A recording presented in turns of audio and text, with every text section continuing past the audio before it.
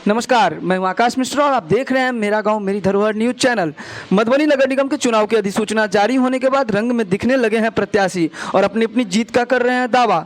मधुबनी नगर निगम क्षेत्र के अंतर्गत पोस्ट ऑफिस स्थित अपने आवास पर संभावित मेयर प्रत्याशी डॉक्टर प्रेमकांत झा ने बताया कि हमने जीवन पर्यंत चिकित्सक के रूप में लोगों का सेवा किया है। मेरी जीत एक प्रामाणिकता को तय करते हुए एक स्वच्छ नगर निगम देने का काम करेगी, जहाँ ना तो कर्मचारियों को अपने हक के लिए आंदोलन करना पड़ेगा, ना ही आम नागरिकों को ही तकलीफ होगी।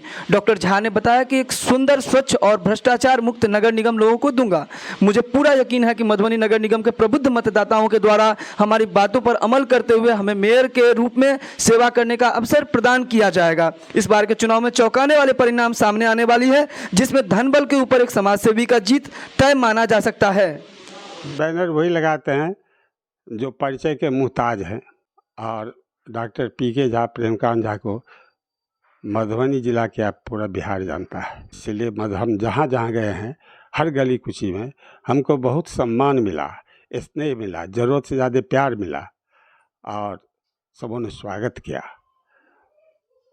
डॉक्टर पीके झा मेयर प्रत्याशी के लिए अपने आप को नॉमिनेट कर रहे हैं, आपके मन में अचानक ये ख्याल कैसे है? 17 साल पहले मेरी पत्नी की मृत्यु हो गई। उस दिन से मैं जनसेवा कर रहा हूँ और राजनीति से जुड़ा हुआ हूँ। अभी मैं राष्ट्रीय सेक्रेटरी हूँ, नेशनल सेक्रेटरी हूँ राष्ट्रीय लोक जनशक्ति पार्टी के। टिकट के टाइम में संगठन को मैंने बहुत मनाया है यहाँ पर एलजेपी का, लेकिन टिकट के समय में क्या कारण है, मैं पीछे चला जाता था, मुझे टिकट नहीं मिला। तो इसमें तो हमको किसी पार्टी से टिकट लेने की ज़रूरत नहीं है, इसीलिए मैं इसमें खड़ा हुआ।